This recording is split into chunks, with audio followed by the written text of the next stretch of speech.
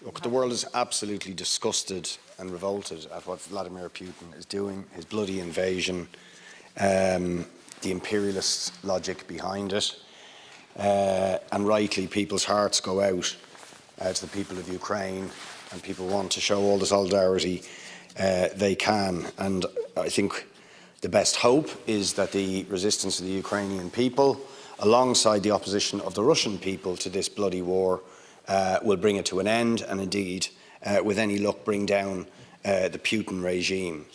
But I have to say, I just do not understand why the response of the world to this horror, or at least not to the world, but are the leaders of Europe and the United States, and indeed the parties in this House on the government side, largely, seems to be to want to use this crisis to make an argument for spending more on weapons and pulling ourselves closer to the NATO military alliance. Because if that is honestly the lesson one draws from this, our world is doomed. Because you see, this horror flows directly from the logic of the global arms industry and all of the major powers building up terrifying military and nuclear arsenals and using them again and again, where largely the West has either ignored when these horrors have happened elsewhere, or worse, actively colluded in these horrors elsewhere. Whether it's what Saudi is doing in Yemen for the last 5 years, killing 330,000 people and bringing 14 million people, as we speak, to the brink of starvation. Not only do we not sanction them, we arm them. We go on trade missions to them and we say nothing about what they're doing. We support Israel. We allow it to bombard Gaza again and again and again, to steal their land, to demolish their homes. And then we expect that that logic won't be pursued by other powers in the world.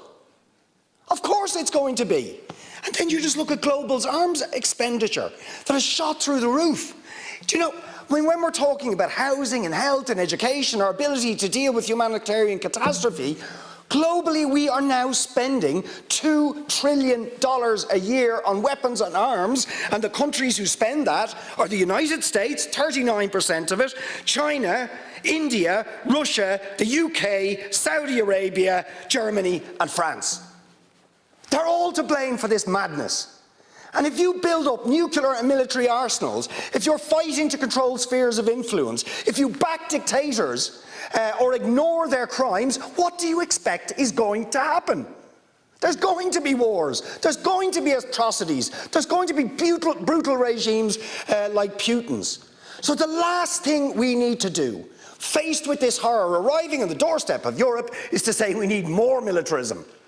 What we need to do is oppose militarism, full stop. We need to oppose all dictatorships, and that is what Irish military neutrality is about, because it came from the Irish Revolution. That's where it came from.